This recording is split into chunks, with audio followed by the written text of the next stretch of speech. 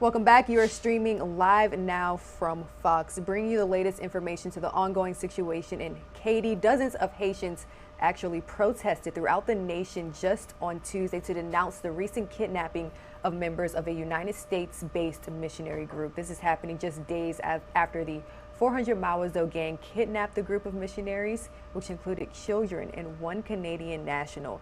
I do want to try to welcome to the conversation again Dr. Giselle Jamison, Director of Political Science at St. Thomas More University. Dr. Jamison, thank you so much for joining us this morning. And let's start from the beginning for those who may not be aware. What exactly is happening right now in Haiti when it comes to the group of United States missionaries who were kidnapped? Yes, and thank you so much, Rain, for having me here today to share with your viewers this very tragic situation that is developing in Haiti today.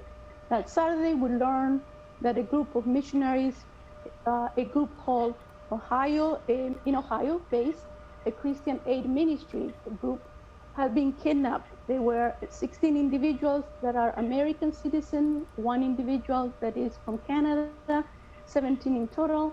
And unfortunately, as you just said, there are children involved. It's just not the missionary, women and children involved. This is a situation that is unfortunately not unique in Haiti.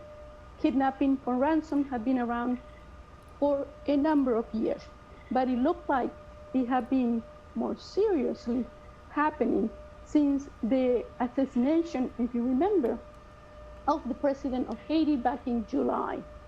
And the percentage of kidnapping that are foreigners is what is worrisome, because those numbers have been increasing.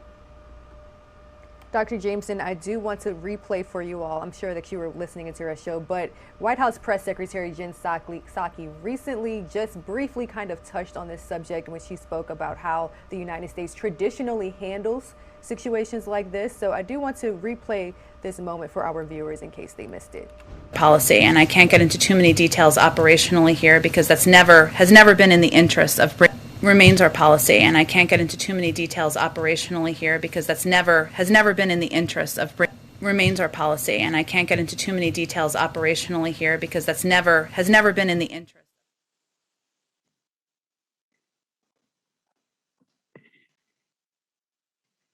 I cannot hear you. Can you hear me now? I can hear you now. Yeah, I'm sorry. I cannot hear you. Thank you. Apologize for the audio issues this morning. So Jen Psaki briefly saying that she cannot get into the full scope of exactly how the United States negotiates with kidnappers, if they do at all. Can you touch on how this is traditionally handled, a situation like this? Sure. Yes, absolutely. Since 1973, the policy of the United States has been one of a no concession policy, which what that translates is like we do not negotiate with kidnappers officially. And this happened because kidnapping, unfortunately, has been a tool that has been used by criminal organizations, by terrorist organizations for a number of years. So in order to deter that no more kidnapping happen, the United States has that policy. However, that does not mean that private citizens from the United States cannot engage in some type of negotiations, or that the FBI will not help, like it is happening now in the case of these missionaries, in trying to come up to an agreement to try to release.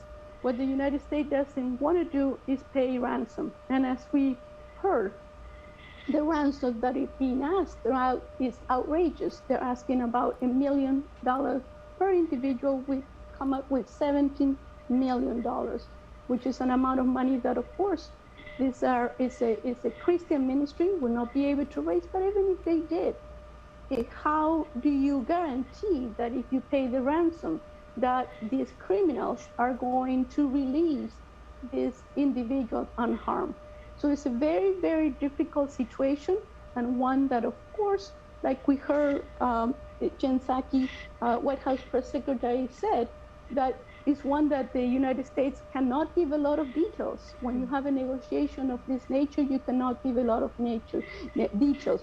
We do know that back in August, there was another kidnapping that happened In this case, they were Catholic priests and nuns. Some of them were French. And then we end up learning that they were released.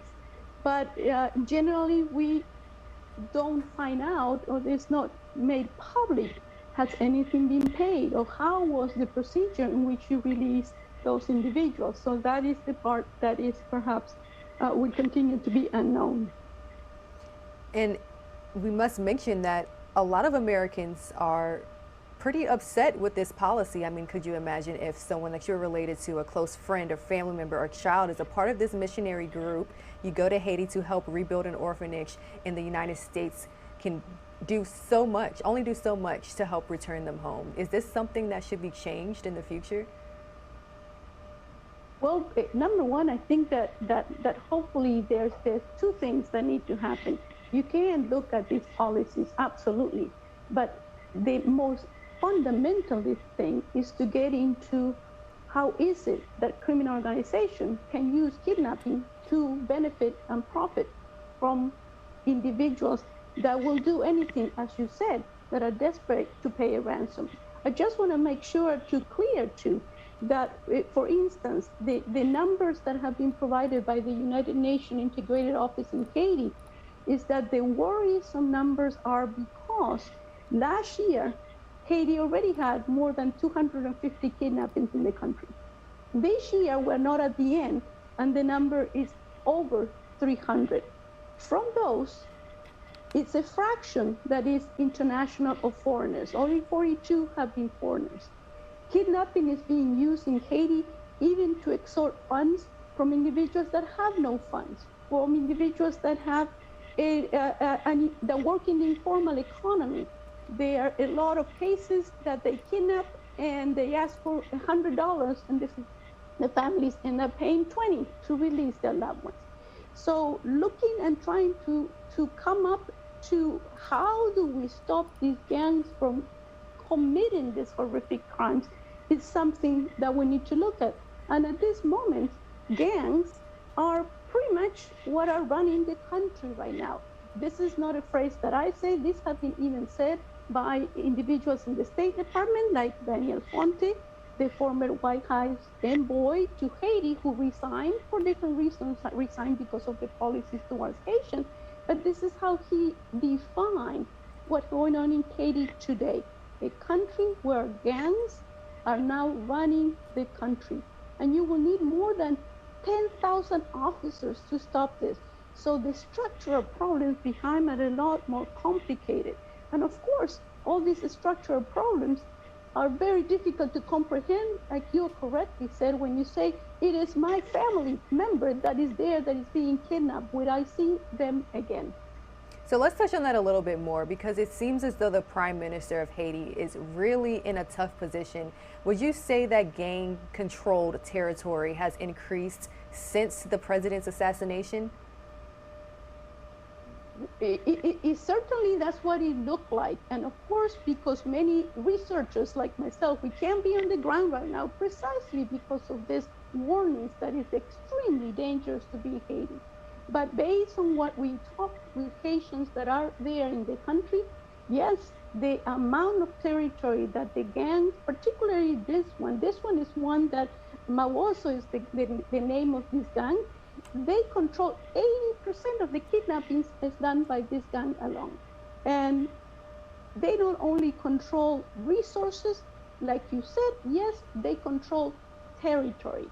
So the problem for a country really comes, and is very serious, when the country does not have what we call in political science internal sovereignty, which means the ability to control every aspect, territory, people, that is going on within your territory. That is lost in Haiti right now. There are areas that the military of Haiti, the government of Haiti cannot even go in because it's completely under the control of the gang. So how can we work or try to help a country when they cannot control the country themselves? So yes, this is a problem, a serious problem, and it doesn't seem to have an end, at least in the near future. So looking forward, we know that the White House, the FBI, They're all working with the United States Embassy there in Haiti to get this group home safety. And oftentimes we don't really know what takes place as far as the negotiation process, because obviously that's confidential. So anything in particular that you're looking for when it comes to this situation? I think they're going to be very tactful. I think they're not going to rush. I think that it's good that the FBI is involved, that we are having a presence in Haiti, but unfortunately, we are going to have to negotiate somehow with these criminals. Are we going to pay ransom or not? Well, that officially is not allowable. So how will it be solved? I'm not sure about that, but this has to be solved not just for this particular incident, because if not, unfortunately, we're going to see this increasing. Also, we have to be very careful, those individuals who go with the best intentions of the world to help Haiti, to be very careful as to where you can be located. There are certain areas, like I said, outside of Port-au-Prince, that they are controlling the roads, they're controlling the transportation system. So really having a more knowledgeable about the territory when you go to Haiti. Right now, this is almost a failed state in which many of the institutions are not working. Now, I don't want to sound like, well, the United Nations have said that the situation now in Haiti is bleak, which is not too uplifting. However, there are little small steps that are happening with the Prime Minister now in trying to come up with agreements with the different political sectors, because after all, this is a political situation more than just a criminal situation of how Haiti is developing at this moment. All right. Dr. Giselle Jamison, Director of Political Science at St. Thomas More University, excuse me. Thank you so much for joining.